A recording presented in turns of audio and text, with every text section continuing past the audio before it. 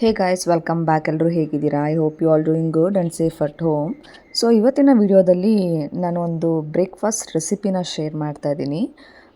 ಈ ಆಲ್ಮೋಸ್ಟ್ ಎಲ್ಲರಿಗೂ ಈ ರೆಸಿಪಿ ಗೊತ್ತಿರುತ್ತೆ, ಬಟ್ ಏನಂದರೆ ಇದು ನನ್ನ ಕೈಂಡ್ ಆಫ್ ಸ್ಟೈಲ್ ಮಾಡೋದ್ರಲ್ಲಿ ಆ್ಯಂಡ್ ನಾನು ಮಾಡೋ ಅಂತಹ ಬ್ರೇಕ್ಫಾಸ್ಟ್ಗಳಲ್ಲಿ ತುಂಬ ಜನಕ್ಕೆ ಇದು ಬಹಳ ಫೇವ್ರೆಟ್.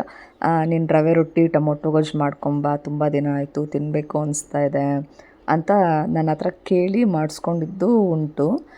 ಸೊ ಹಾಗಾಗಿ ನಾನು ಹೇಗೆ ಮಾಡ್ತೀನಿ ಅಂತ ಇವತ್ತಿನ ವಿಡಿಯೋದಲ್ಲಿ ನಾನು ನಿಮ್ಮ ಜೊತೆ ಶೇರ್ ಮಾಡ್ತಾಯಿದ್ದೀನಿ. ಸೊ ಇದು ಸಣ್ಣ ರವೆ ತೊಗೊಂಡಿದ್ದೀನಿ, ನಾನು ಚಿರೋಟಿ ರವೆ ತೊಗೊಂಡಿದ್ದೀನಿ. ದಪ್ಪ ರವೆ ಕೂಡ ತೊಗೋಬೋದು, ಅಂದರೆ ಉಪ್ಪಿಟ್ಟು ರವೆ ಕೂಡ ತೊಗೋಬಹುದು. ಸಣ್ಣ ರವೆ ತೊಗೊಂಡ್ರೆ ಏನಂದರೆ ಒಂದು 5 ನಿಮಿಷ ನೆನೆಸಿದ್ರೆ ಸಾಕು. ಚಿರೋಟಿ ರವೆ ಬಿಟ್ಟು ನೀವು ಉಪ್ಪಿಟ್ಟು ರವೆ ತೊಗೋತೀನಿ ಅಂದರೆ ಒಂದು 10 to 15 ಮಿನಿಟ್ಸ್ ನೆನೆಸಿದ್ರೆ ಸಾಕು, ಸ್ವಲ್ಪ ದಪ್ಪ ಇರುತ್ತಲ್ಲ ಹಾಗಾಗಿ. ಬಟ್ ನಾನು ಕೆಲವೊಂದು ಸತಿ ರವೆ ಇಲ್ಲ ಅಂದಾಗ ದಪ್ಪ ರವೆ ತೊಗೋತೀನಿ, ಇಲ್ಲ ಒಂದೊಂದು ಸತಿ ಶಾರ್ಟೇಜ್ ಇದೆ ಸಣ್ಣ ರವೆ ಅಂದಾಗ ದಪ್ಪ ರವೆ ಸಣ್ಣ ರವೆ ಎರಡೂ ಮಿಕ್ಸ್ ಮಾಡಿರೋದು ಉಂಟು. ಸೊ ಪರ್ಟಿಕ್ಯುಲರಾಗಿ ಸಣ್ಣ ರವೆನೇ ಬೇಕು ಅಂತ ಏನಿಲ್ಲ. ಸೊ ಇಲ್ಲಿ ನಾನು ರವೆ ತೊಗೊತೀನಿ. ರವೆಗೆ ಒಂದು ಸ್ವಲ್ಪ ಉಪ್ಪು ತೊಗೊಂಡು ಅದಕ್ಕೆ ಒಂದು ಸ್ವಲ್ಪ ನೀರು, ಅಂದರೆ ಅದು ಮುಳುಗೋ ಅಷ್ಟು ನೀರು ಹಾಕ್ಕೊಂಡು ನಾನು ಇದನ್ನು ಒಂದು 5 ಮಿನಿಟ್ಸು ನೆನೆಯೋದಕ್ಕೆ ಬಿಟ್ಬಿಡ್ತೀನಿ. ಸೊ ನಾನು ಯಾವಾಗಲೂ ಹೆಂಗೆ ಮಾಡ್ಕೊತೀನಿ ಅಂತಂದರೆ, ಹೀಗೆ ಫಸ್ಟು ರವೆ ಉಪ್ಪು ನೀರು ಹಾಕಿ ಸ್ವಲ್ಪ ಕಲಸಿ ನೆನೆಯೋಕೆ ಇಟ್ಬಿಟ್ಟು ಇದು ನೆನೆಯೋ ಅಷ್ಟರಲ್ಲೇ ನಾನು ಗೊಜ್ಜನ್ನ ರೆಡಿ ಮಾಡ್ಕೊಬಿಡ್ತೀನಿ. ಬಿಕಾಸ್ ಫಸ್ಟು ಗೊಜ್ಜು ಮಾಡಿ ಇಟ್ಕೊಂಡು ಆಮೇಲೆ ರವೆ ನೆನೆಯೋಕೊಂಡ್ರೆ ನನಗೆ ಅಲ್ಲಿ ಟೈಮು ಸ್ವಲ್ಪ ಜಾಸ್ತಿ ಹಿಡಿಯುತ್ತೆ. ಸೊ ಹಾಗಾಗಿ ನಾನು ಫಸ್ಟ್ ಹೀಗೇ ಯೂಶ್ವಲಿ ಮಾಡ್ಕೊಳ್ಳೋ ಅಂಥದ್ದು.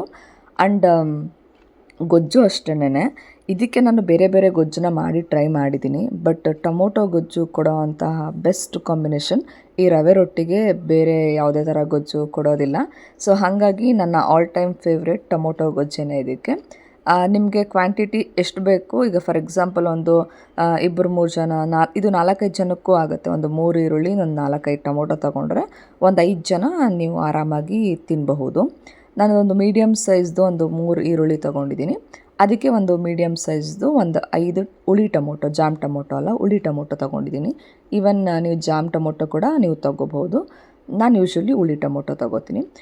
ಸೊ ಅದಕ್ಕೆ ನಾನು ಏನು ಮಾಡ್ತೀನಿ, ಈರುಳ್ಳಿನ ಫಸ್ಟು ಸಣ್ಣದಾಗಿ ಹೆಚ್ಕೊಬಿಡ್ತೀನಿ. ಫಸ್ಟ್ ನಾನು ಈರುಳ್ಳಿ ಟೊಮೊಟೊ ಎಲ್ಲನೂ ಕಟ್ ಮಾಡಿಟ್ಕೊಂಡು ಆನಂತರ ಅಡುಗೆ ಎಲ್ಲ ಸ್ಟಾರ್ಟ್ ಮಾಡಲ್ಲ, ಬಿಕಾಸ್ ಅಷ್ಟು ಟೈಮ್ ತುಂಬ ಜಾಸ್ತಿ ಹಿಡಿಯುತ್ತೆ ಅಂತಂದ್ಬಿಟ್ಟು ನಾನು ಏನು ಮಾಡ್ತೀನಿ, ಬಾಣಲೆ ಇಟ್ಬಿಟ್ಟು ಅದು ಕಾಯೋ ಅಷ್ಟರಲ್ಲಿ ಎಣ್ಣೆ ಹಾಕಿ ಸಾಸಿವೆ, ಅದಕ್ಕೆ ಕಡಲೆಬೇಳೆ, ಒಂದು ಸ್ವಲ್ಪ ಕರಿಬೇವಿನ ಸೊಪ್ಪು, ಸೊ ಇದನ್ನೆಲ್ಲ ಸಣ್ಣೂರಲ್ಲಿ ಇಟ್ಕೊಂಡು ನಾನು ಮಾಡ್ಕೋತಾ ಇರ್ತೀನಿ. ಮೀನ್ಮೇಲೆ ಅದು ಸ್ಟವ್ ಮೇಲೆ ಸಣ್ಣೂರಿನಲ್ಲಿ ಆಗೋ ಅಷ್ಟರಲ್ಲಿ ಈ ಕಡೆ ನಾನು ಈರುಳ್ಳಿ ಕೂಡ ಹೆಚ್ಕೋತೀನಿ.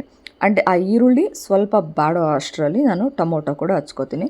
ಸೊ ಹಾಗಾಗಿ ನಾನು ಹಚ್ಚಿರೋದನ್ನು ಫಸ್ಟೇ ತೋರಿಸ್ತಾ ಇಲ್ಲ, ನಾನು ಮಾಡ್ತಾ ಹಾಗೆ ರೆಡಿ ಮಾಡ್ಕೋತೀನಿ. ಸೊ ಹಾಗಾಗಿ ಆ ಈರುಳ್ಳಿ ಒಂದು 5 ಮಿನಿಟ್ಸು ಸ್ವಲ್ಪ ಮೆತ್ತಗೆ ಗೋಲ್ಡನ್ ಬ್ರೌನ್ ಬಂದಿದೆ ಅಂದ ತಕ್ಷಣ ನಾವು ಸಣ್ಣದಾಗಿ ಹೆಚ್ಚಿರೋ ಟೊಮೊಟೊ ಕೂಡ ಅದಕ್ಕೆ ಸೇರಿಸ್ಕೋಬೇಕು. ಆ್ಯಂಡ್ ನಾನು ಹೇಳಲೇಬೇಕು, ಈ ಟೊಮೊಟೊ ಗೊಜ್ಜು ಎಷ್ಟು ಸಿಂಪಲ್ ಅಂದರೆ ಒಂದು 10 ನಿಮಿಷದಲ್ಲಿ ನೀವು ಗೊಜ್ಜು ರೆಡಿ ಮಾಡಿಬಿಡ್ಬೋದು. ಆ್ಯಂಡ್ ಆ ಗೊಜ್ಜು ಎಷ್ಟು ಸಖತ್ತಾಗಿರುತ್ತೆ ಅಂದರೆ ಟ್ರಸ್ಟ್ ಮೀ, ನೀವು ಮಾಡಿದ್ರೆ ಮತ್ತೆ ಎಲ್ಲರೂ ಹಾಕಿಸ್ಕೊಂಡು ತಿಂತಾರೆ. ಆ್ಯಂಡ್ ನಿಮ್ಮ ಫ್ರೆಂಡ್ಸ್ಗೋ ಫ್ಯಾಮಿಲಿಗೋ ಮಾಡಿಕೊಟ್ರೆ ಡೆಫಿನೆಟಾಗಿ ಮತ್ತೆ ಮಾಡೋದನ್ನು ಅಂತ ಕೇಳ್ತಾರೆ. ಏನೂ ಇಂಗ್ರೀಡಿಯೆಂಟ್ಸ್ ಬೇಡ, ಏನೂ ಫ್ಯಾನ್ಸಿ ಐಟಮ್ಸ್ ಬೇಡ. ಜಸ್ಟ್ ಇದು ನಾನು ಏನು ಹಾಕ್ತಾಯಿದ್ದೀನಿ ಅಂತಂದರೆ, ಟೊಮೊಟೊ ಈರುಳ್ಳಿ ಹಾಕಿದ ತಕ್ಷಣ ಉಪ್ಪು ಹಾಕ್ಬಿಟ್ಟು ಇಲ್ಲೊಂದು ಖಾರ ಹಾಕಿದೆ ನೋಡಿ, ಇದು ಏನೂ ಖಾರ ಅಲ್ಲ, ಯಾವ ಅಚ್ಕಾರದ ಪುಡಿ ಧನಿಯಾ ಪುಡಿ ಏನೂ ಹಾಕಿಲ್ಲ. ನಾರ್ಮಲ್ ನಿಮ್ಮ ಮನೇಲಿರೋ ಅಂಥ ಬೇಳೆ ಸಾಂಬಾರು ಪೌಡ್ರ್ ಏನಿದೆಯಲ್ಲ ಅದನ್ನು ಒಂದು 2 ಸ್ಪೂನ್ ಹಾಕಿ ಎಂಥ ಟೇಸ್ಟ್ ಕೊಡುತ್ತೆ ಗೊತ್ತಾ. ನಿಜವಾಗ್ಲೂ ಈ ಬೇಳೆ ಸಾರು ಪುಡಿ ಸಿಕ್ಕಾಪಟ್ಟೆ ಒಳ್ಳೆ ಟೇಸ್ಟ್ ಕೊಡುತ್ತೆ. ಆ್ಯಂಡ್ ನನ್ನ ಟೊಮೊಟೊ ಗೊಜ್ಜಿಗೆ ಮೇಯ್ನ್ ಸೀಕ್ರೆಟ್ ಇಂಗ್ರೀಡಿಯೆಂಟ್ ಇದೇನೆ. ಸೊ ಇದಕ್ಕೆ ನಮ್ಮ ಮಾಮೂಲಿ ಖಾರದ ಪುಡಿ, ಬೇಳೆ ಸಾಂಬಾರು ಪುಡಿ ನಾವೇನು ಮನೇಲಿ ಮಾಡಿಸ್ಕೊಂಡಿರ್ತೀವಿ ಆ ಸಾಂಬಾರು ಪುಡಿ ಹಾಕ್ಬಿಟ್ಟು 1-2 ನಿಮಿಷ ಅದನ್ನು ಫ್ರೈ ಮಾಡಿದ್ಮೇಲೆ ಅದಕ್ಕೆ ಒಂದು ಸ್ವಲ್ಪ ನೀರು ಹಾಕ್ಬಿಟ್ಟು ಮುಚ್ಚಿಟ್ಬಿಡ್ತೀನಿ. ಅದೊಂದು ಸಣ್ಣ ಉರಿಯಲ್ಲಿ ಒಂದು 5 ನಿಮಿಷ ಕುದ್ರೆ ಸಾಕು. ಆ ಟೊಮೊಟೊ ಎಲ್ಲ ಆಲ್ರೆಡಿ ನೀರು ಹಾಕೋಕ್ಕೂ ಮುಂಚೆನೇ ಟೊಮೊಟೊಲೇ ನೀರಿರೋದ್ರಿಂದ ಸಾಫ್ಟ್ ಆಗಿಬಿಟ್ಟಿರುತ್ತೆ.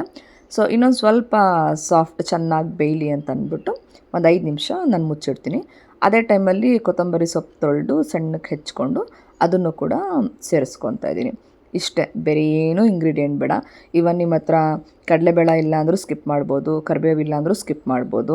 ಬರೀ ಈರುಳ್ಳಿ ಟೊಮೊಟೊ ಉಪ್ಪು ಖಾರದ ಪುಡಿ ಇದ್ರೂ ಸಾಕು, ಇದು ಫಟಾಫಟ್ ಅಂತ ಆಗೋಗ್ಬಿಡುತ್ತೆ. ಟೇಸ್ಟಲ್ಲಿ ಮಾತ್ರ ಕಾಂಪ್ರಮೈಸೇ ಇಲ್ಲ ಅಂದ್ಕೊಳ್ಳಿ, ಯಾಕಂದರೆ ಟೇಸ್ಟ್ ಅಷ್ಟು ಸಖತ್ತಾಗೇ ಬರುತ್ತೆ. ಸೊ ನಮ್ಮ ಗೊಜ್ಜಿಲ್ಲಿ ರೆಡಿ ಆಗೋಯಿತು. ಗೊಜ್ಜು ಆಗಿಬಿಟ್ರೆ ಇನ್ನು ಅದನ್ನು ತೆಗೆದು ಸೈಡ್ಗಿಟ್ಟು ರೊಟ್ಟಿನ ತಟ್ಕೊಳ್ಳೋದು. ಆ್ಯಂಡ್ ನಾನು ಎಷ್ಟೊಂದು ಸತಿ ಈ ರೆಸಿಪಿನ ನನ್ನ ಫ್ರೆಂಡ್ಸ್ಗೂ ಕೂಡ ಶೇರ್ ಮಾಡಿದ್ದೀನಿ. ಅಂದರೆ ಬೈ ಓರಲಿ ನಾನು ಅವ್ರಿಗೆ ಹೆಂಗೆ ಮಾಡೋದು ಅಂತ ಹೇಳ್ಕೊಟ್ಟಿದ್ದೀನಿ. ಬಟ್ ನನಗೆ ಮೇಜರ್ ಕನ್ಸರ್ನ್ ಅವ್ರೇನು ಹೇಳೋದು ಅಂದರೆ ರೊಟ್ಟಿ ನಮಗೆ ಬರಲ್ಲ ಕಲ್ ಮೇಲೆ ಅಂತ ಹೇಳ್ತಾರೆ. ರೊಟ್ಟಿ ತಟ್ಟೋದು ಸಿಕ್ಕಾಪಟ್ಟೆ ವಿಧಾನ ಇದೆ, ನಿಮ್ಮೆಲ್ಲರಿಗೂ ಗೊತ್ತಿರೋ ಹಂಗೆ. ಒಬ್ಬೊಬ್ಬರು ಒಂದೊಂದು ಥರ ರೊಟ್ಟಿ ತಟ್ತಾರೆ. ನೋಡಿ ಇವಾಗ ನಾನು ಈ ಕನ್ಸಿಸ್ಟೆನ್ಸಿಲಿ ಮಾಡ್ಕೊತೀನಿ. ಸ್ವಲ್ಪ ನೀರು ಬೇಕಂದರೆ ಆ್ಯಡ್ ಮಾಡ್ಕೋತೀನಿ, ಇಲ್ಲ ಆಲ್ರೆಡಿ ನಾನು ಹಾಕಿರೋ ನೀರನ್ನೇ ಎನಫ್ ಅಂದರೆ ನಾನು ಅಷ್ಟಕ್ಕೆ ಬಿಡ್ತೀನಿ. ಸೊ ಈ ಥರ ಆ ಕಡೆ ತುಂಬ ದೋಸೆ ಥರ ತೆಳುವೂ ಬೇಡ, ಈ ಕಡೆ ತುಂಬ ಇಡ್ಲಿ ಥರ ಗಟ್ಟಿನೂ ಬೇಡ, ಒಂದು ಮೀಡಿಯಮ್ ಇದರಲ್ಲಿ ಇಟ್ಕೊಂಡು ಒಂದು ನಾರ್ಮಲ್ ಕಲ್ಲು ಇಟ್ಕೊಂಡಿದ್ದೀನಿ. ಇಲ್ಲಿ ನಾನ್ ಸ್ಟಿಕ್ ತವ ಏನಲ್ಲ, ನಾರ್ಮಲ್ ದೋಸೆ ಎಲ್ಲ ರೊಟ್ಟಿ ಎಲ್ಲ ಮಾಡ್ತೀವಲ್ಲ ಆ ಥರ ಒಂದು ಕಲ್ಲು. ಅದೊಂದು ಚೂರು ಕಾದ್ಮೇಲೆ ಅದಕ್ಕೆ ಒಂದು ಚೂರು ಎಣ್ಣೆ ಹಾಕ್ಕೋತಾ ಇದ್ದೀನಿ, ಒಂದು ಚೂರು ಅಷ್ಟೇ. ಆ ಕಲ್ಲು ಮೇಲೆ ತಟ್ಟೋದಕ್ಕೆ ಅದು ಕಚ್ಕೋಬಾರ್ದು ಕಲ್ಲಿಗೆ ಅನ್ನೋ ಕಾರಣಕ್ಕೆ ಒಂದು ಚೂರು ಎಣ್ಣೆ ಹಾಕ್ಕೋತಾ ಇದ್ದೀನಿ. ಸೊ ಅದು ಎಣ್ಣೆ ಹಾಕಿ ಕಲ್ಲು ಕಾದಿದೆ ಅಂದಮೇಲೆ ನಾನು ರೊಟ್ಟಿನ ಡೈರೆಕ್ಟಾಗೇ ಪಾತ್ರೆ ಏನು ಕಲಸಿರ್ತೀನಲ್ಲ ಅಲ್ಲಿಂದ ತೆಗೆದು ಕಲ್ಲು ಮೇಲೇ ಹಾಕ್ಕೋತೀನಿ. ಸ್ವಲ್ಪ ತೆಳುವಾಗೇ ಇರುತ್ತಲ್ವ, ಸೊ ಕಲ್ಲು ಮೇಲೆ ಈಸಿಯಾಗಿ ಬಳ್ಕೋಬೋದು. ಇದಕ್ಕೆ ನಾನು ಮತ್ತೆ ನೀರು ಹಸಿಟ್ಟು ಏನೂ ಹಾಕಲ್ಲ, ಕೆಳಗಡೆ ತಟ್ಟಿ ಅದನ್ನು ಎತ್ತಿ ಕಲ್ಲು ಮೇಲೆ ಹಾಕೊಳ್ಳೋದು, ಆ ಥರ ಡಬಲ್ ಪ್ರೊಸೀಜರೂ ಇಲ್ಲ. ಗೊಜ್ಜು ಮಾಡಿ ಇಟ್ಕೊಂಬಿಡ್ತು ಒಂದು 10 ನಿಮಿಷಕ್ಕೆ ಅಂದರೆ ನೀವು ಯಾರ್ಯಾರು ತಿಂಡಿಗೆ ಬರ್ತಿರ್ತಾರೆ ಅವ್ರಿಗೆಲ್ಲ ನೀವು ರೊಟ್ಟಿ ತಟ್ಟಿ ಕೊಡ್ಬೋದು. ಇಲ್ಲ ಒಂದೇ ಸರಿ ನಾನು ಎತ್ತಿಟ್ಕೋತೀನಿ ಅಂತಂದರೂ ಎತ್ತಿಟ್ಕೋಬೋದು. ಇದೇನೋ ಗಟ್ಟಿಯಾಗಿಬಿಡುತ್ತೆ, ಆರೋದ್ಮೇಲೆ ತಿನ್ನೋಕ್ಕಾಗಲ್ಲ, ಹಾಗೆಲ್ಲ ಏನೂ ಇಲ್ಲ. ನೀವು ಬೆಳಗ್ಗೆ ಮಾಡಿಟ್ಟು ಅದನ್ನು ಸಂಜೆ ಅಂದರೆ ನೈಟ್ ಊಟಕ್ಕೆ ತಿಂತೀನಿ ಅಂದ್ರೂ ಕೂಡ ರೊಟ್ಟಿ ಅಷ್ಟೇ ಚೆನ್ನಾಗಿರುತ್ತೆ. ಸೊ ಹಿಂಗೆ ನಾನು ಬಳ್ಕೊಂಡ್ಮೇಲೆ ಎಕ್ಸ್ಟ್ರಾ ಏನು ಉಳೀತು ನನಗೆ ಅದನ್ನು ವಾಪಸ್ ತೆಗೆದು ನಾನು ಪಾತ್ರೆಗೆ ಹಾಕ್ಕೋತೀನಿ.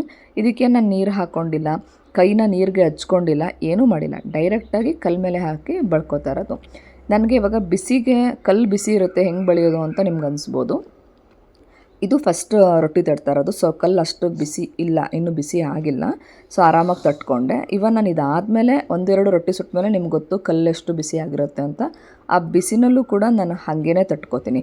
ನೀವು ಇವಾಗ ಸ್ಟಾರ್ಟಿಂಗಲ್ಲಿ ಮಾಡ್ತಾಯಿದ್ದೀರಾ, ನಿಮ್ಗೆ ಅಷ್ಟು ಬಿಸಿನಲ್ಲಿ ತಟ್ಕೊಳಕ್ಕಾಗಲ್ಲ ಕಲ್ಲು ಮೇಲೆ ಅಂದರೆ ನೀವು ಬೇಕಿದ್ದರೆ 2 ಕಲ್ಲು ಇಟ್ಕೊಂಡು ಈ ಕಡೆ ಮಾಮೂಲಿ ಈ ಕಡೆ ಒಂದು ಬೇಯ್ತಾ ಇರುವಾಗ ಆ ಕಡೆ ಆಫ್ ಮಾಡಿಕೊಂಡು ಆ ಕಡೆ ತಟ್ಕೋಬೋದು. 2 ಕಲ್ಲು ಇಟ್ಕೊಂಡ್ರೆ ನಿಮಗೆ ಸ್ವಲ್ಪ ಬಿಸಿ ಕಮ್ಮಿ ಆಗುತ್ತೆ. ನನಗೆ ಪ್ರಾಕ್ಟೀಸ್ ಇರೋದ್ರಿಂದ ನಾನು ಒಂದೇ ಕಲ್ಲಲ್ಲೇ ಮಾಡ್ಕೋತೀನಿ. ಆಮೇಲೆ ಇದಕ್ಕೆ ರೊಟ್ಟಿ ಸುಟ್ಟರೆ ಗೊತ್ತಲ್ಲ ತುಂಬ ಟೈಮ್ ಹಿಡಿಯುತ್ತೆ, ಒಂದೊಂದು ರೊಟ್ಟಿನ 10 ನಿಮಿಷ 5 ನಿಮಿಷ ಬೇಯಿಸ್ಬೇಕು, ಆ ಥರ ಎಲ್ಲ ಏನೂ ಇಲ್ಲ. ನೀವು ಬಳಿದು ಅದಕ್ಕೊಂಚೂರು ಎಣ್ಣೆ ಹಾಕಿ ಕೈ ತೊಳೆದ ಅಷ್ಟರಲ್ಲಿ ಈ ರೊಟ್ಟಿ ಬೆಂದ್ಕೊಬಿಟ್ಟಿರುತ್ತೆ. ಸೊ ಇದು ನಾನು ಇವಾಗ ಸೆಕೆಂಡ್ ರೊಟ್ಟಿ ಸುಡ್ತಾ ಇದ್ದೀನಿ. ಎನಿವೇಸ್ ಕಲ್ಲು ಕಾದಿರುತ್ತಲ್ಲ ಒಂದು ಚೂರು ಎಣ್ಣೆ ಹಾಕ್ಕೋತಾ ಇದ್ದೀನಿ, ಅಂಟ್ಕೋಬಾರ್ದು ಅಂತ ಅಂದ್ಬಿಟ್ಟು. ಸೇಮ್ ಪ್ರೊಸೀಜರ್, ಸ್ವಲ್ಪ ಕೈಯಲ್ಲಿ ಎತ್ತಿ ಎಷ್ಟು ಒಂದು ರೊಟ್ಟಿಗೆ ಎಷ್ಟು ಬೇಕು ಅಂತ ಕ್ವಾಂಟಿಟಿ ಅಷ್ಟು ಹಾಕ್ಕೊಂಡು ಅದನ್ನು ಕಲ್ಲು ಮೇಲೆ ಈ ಥರ ಬಳ್ಕೊಂಡು ಹೋಗೋದಷ್ಟೇ. ಕೈಯೇನು ಸುಡೋದಿಲ್ಲ, ಅದು ಪ್ರಾಕ್ಟೀಸ್ ಮಾಡ್ತಾ ಬಂದುಬಿಡುತ್ತೆ. ತುಂಬ ಜನ ಮಾಡ್ತಾರೆ, ಬಟ್ ನನಗೆ ಹೇಳಿರೋ ಅಂಥದ್ದು ಸುಡೋಕ್ಕಾಗಲ್ಲ, ನಮಗೆ ಕಲ್ಲು ಮೇಲೆ ಎಳೆದ್ರೆ ಬರಲ್ಲ ಅದು ಅಂತ ಅಂದ್ಬಿಟ್ಟು. ಆರಾಮ್ಸೆ ಆಗಿ ಬರುತ್ತೆ. ಇದೇ ಪ್ರೊಸೀಜರ್ನ ಫಾಲೋ ಮಾಡಿ, ನಾನು ಹೆಂಗೆ ಮಾಡ್ತಾಯಿದ್ದೀನಿ ಅದೇ ಪ್ರೊಸೀಜರ್ನ ಫಾಲೋ ಮಾಡಿ ಖಂಡಿತ ಬರುತ್ತೆ. ಆ್ಯಂಡ್ ಮಾಡ್ತಾ ನಿಮಗೆ ಅಭ್ಯಾಸ ಕೂಡ ಆಗೋಗುತ್ತೆ. ನೋಡಿ ಇವಾಗ ಆಲ್ರೆಡಿ ಸುಡ್ತಾ ಇರಬೇಕಾದ್ರೆ ನೀವು ನೋಡ್ಬೋದು ಎಲ್ಲ ಡ್ರೈ ಆಗಿ ರೊಟ್ಟಿ ಎಲ್ಲ ಆಗ್ತಾಯಿದೆ. ಇದಕ್ಕೆ ಒಂಚೂರು ಎಣ್ಣೆ ಅಂದರೆ ಮಸ್ತು ಎಣ್ಣೆನೂ ಹಾಕಲ್ಲ ನಾನು. ಆ ಸ್ಪೂನ್ನ ಅಲ್ಲಿ ಗ್ಲಾಸಲ್ಲಿ ಡಿಪ್ ಮಾಡಿ ಎತ್ತುತ್ತೀವಲ್ಲ, ಅದರಲ್ಲೇನು ಸ್ಪೂನಲ್ಲಿ ಎಣ್ಣೆ ತೊಟ್ಕುತ್ತಲ್ಲ ಅದನ್ನೇ ಹಾಕಿ ನಾನು ಸ್ಪೂನಲ್ಲಿ ಸ್ಪ್ರೆಡ್ ಮಾಡ್ತೀನಿ. ಆ್ಯಂಡ್ ಒಂದೇ ಸೈಡ್ ಎಣ್ಣೆ ಹಾಕ್ತೀನಿ, ಬಿಕಾಸ್ ಆಲ್ರೆಡಿ ನಾವು ಹೆಂಚಿಗೆ ಹಾಕಿರ್ತೀವಲ್ವಾ. ಸೊ ಹಾಗಾಗಿ ಆ ಸೈಡ್ಗೆ ಎಣ್ಣೆ ಲೈಟಾಗಿರುತ್ತೆ. ಸೊ ಇಷ್ಟೇ ಎಣ್ಣೆ ಸಾಕು. ನೋಡಿ ಎಷ್ಟು ಚೆನ್ನಾಗಿ ಆಗಿದೆ ಅಂತ ಅಂದ್ಬಿಟ್ಟು. ನಿಮಗೆ ಇನ್ನೂ ತುಂಬ ಬೇಯಿಸಬೇಕು ಅಂತಂದರೆ ಇನ್ನೊಂದು 2 ನಿಮಿಷ ಕಲ್ ಮೇಲಿಟ್ಟು ಗಟ್ಟಿಗೂ ಸುಟ್ಕೋಬೋದು. ಇಷ್ಟಿದ್ರೆ ಸಾಕು. ತೀರಾ ದೋಸೆ ಅಷ್ಟು ತೆಳು ಇರೋಲ್ಲ ಮತ್ತು ಅಷ್ಟು ಸಾಫ್ಟ್ ಇರೋಲ್ಲ, ಹಾಗಂತ ಅಗಿಯೋಕ್ಕಾಗಲ್ಲ ಅನ್ನೋ ಅಷ್ಟು ಗಟ್ಟಿನೂ ಇರೋಲ್ಲ. ಚೆನ್ನಾಗಿ ನೀಟಾಗಿ ಸಖತ್ತಾಗಿ ಆಗುತ್ತೆ. ಆ್ಯಂಡ್ ಇದನ್ನು ನೀವು ವಯಸ್ಸಾಗಿರೋರಿಗೆ ಅಗಿಯೋಕ್ಕಾಗಲ್ಲ ರೊಟ್ಟಿ ಎಲ್ಲ ಮಾಡಿದ್ರೆ ಆ ಪ್ರಾಬ್ಲಮ್ಮು ಕೂಡ ಇರೋಲ್ಲ. ಬಿಕಾಸ್ ಏನಂತಂದರೆ ವಯಸ್ಸಾಗಿರೋರ್ಗೂ ಕೂಡ ಇದು ಆರಾಮಾಗಿ ಸಾಫ್ಟಾಗಿಯೇ ಇರುತ್ತೆ. ಟೊಮೊಟೊ ಗೊಜ್ಜು ಒಂಚೂರು ಆರಿದ್ಮೇಲೆ ಈ ಥರ ಇರುತ್ತೆ. ಸ್ವಲ್ಪ ತೆಳು ಬೇಕು ಅಂದ್ರೂ ಮಾಡ್ಕೋಬೋದು, ಇಲ್ಲ ಒಂಚೂರು ಗಟ್ಟಿ ಮಾಡ್ಕೊತೀನಿ ಅಂದರೂ ಮಾಡ್ಕೋಬೋದು. ನಿಮ್ಮ ಪ್ರಿಫ್ರೆನ್ಸ್ ಹೆಂಗಿರುತ್ತೆ ನೀವು ಹಾಗೆ ಮಾಡ್ಕೋಬೋದು. ಯೂಶ್ವಲಿ ನಾನು ಇಷ್ಟು ಇದರಲ್ಲಿ ಮಾಡ್ಕೊತೀನಿ, ತೀರಾ ಗಟ್ಟಿನೂ ಅಲ್ಲ ತೀರಾ ತೆಳುವೂ ಅಲ್ಲ. ಆ್ಯಂಡ್ ತಿಂದರೆ ಮಾತ್ರ ಸಿಕ್ಕಾಬಟ್ಟೆ ಸೂಪರಾಗಿರುತ್ತೆ, ಅದಂತೂ ನಾನು ಗ್ಯಾರಂಟಿ ಹೇಳ್ತೀನಿ. ಟ್ರೈ ಮಾಡಿ ನೋಡಿ ನೀವು ಒಂದು ಸತಿ ಮನೆಯಲ್ಲಿ, ಖಂಡಿತ ಚೆನ್ನಾಗಿ ಬರುತ್ತೆ. ಆ್ಯಂಡ್ ಏನು ತಿಂಡಿ ಮಾಡಬೇಕು ಅಂತ ಗೊತ್ತಾಗದಿರುವಾಗ ಇನ್ಸ್ಟೆಂಟಾಗಿ ಬೇಗ ಟೊಮೊಟೊ ಈರುಳ್ಳಿ ಅಂತೂ ಎಲ್ಲರ ಮನೆಯಲ್ಲೂ ಆಬ್ವಿಯಸ್ಲಿ ಇರುತ್ತೆ, ತಕ್ಷಣಕ್ಕೆ ಮಾಡಬೇಕು ಅಂದರೆ ಆರಾಮಾಗಿ ಮಾಡ್ಕೋಬಹುದು. ಟ್ರೈ ಮಾಡಿ ಹೇಳಿ ಹೇಗಿತ್ತು ಅಂತಲೂ ಕೂಡ ಕಮೆಂಟ್ ಮಾಡಿ. ನೆಕ್ಸ್ಟ್ ವೀಡಿಯೋದಲ್ಲಿ ಮತ್ತೆ ಸಿಗ್ತೀನಿ. ಅಲ್ಲಿವರೆಗೂ ಎಲ್ಲರಿಗೂ ಟೇಕ್ ಕೇರ್, ಬಾಯ್ ಬಾಯ್.